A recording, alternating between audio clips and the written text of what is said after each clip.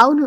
చిరంజీవి భారతీయ పౌరుడు కాదు. ఆయనకు యూకే దేశ పౌరసత్వం ఉంది. అందుకే ఆయన భారతీయ పౌరసత్వం రద్దు చేయాలంటూ ప్రచారం మొదలైంది. దీనిపై మెగాస్టార్ చిరంజీవి క్లారిటీ ఇచ్చారు.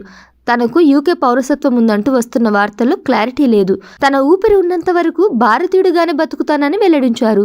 తనను మామూలు వ్యక్తి నుంచి మెగాస్టార్, ఆపై పద్మభూషణ్, ఆపై పద్మవిభూషణ్ వంటి స్థాయి రావడంలో ఇక్కడ ప్రజలు ఆశీర్వాద బలంతోనే జరిగిందన్నారు.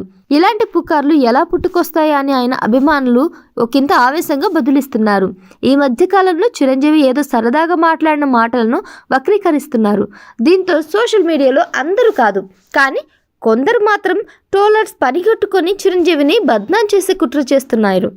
ఏది ఏమైనా చిరంజీవి పిఆర్ టీమ్ యూకే సిటిజన్షిప్పై క్లారిటీ ఇవ్వడంతో ఈ వివాదానికి పులి స్టాప్ పడుతుందా అనేది చూడాలి.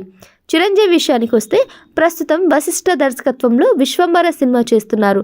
ఈ సినిమా సంక్రాంతికి విడుదల కావాల్సింది, కానీ గ్రాఫిక్స్ ఇతర వర్క్స్ కారణంగా ఆలస్యం అవుతుంది. త్వరలో రిలీజ్ డేట్ ప్రకటించనున్నారు. ఈ సినిమా తర్వాత అనిల్ రావుపూడి, బాబీ, మారుతి, శ్రీకాంత్ ఓదెల, హరీష్ శంకర్ సినిమాలు లైన్లో ఉన్నాయి.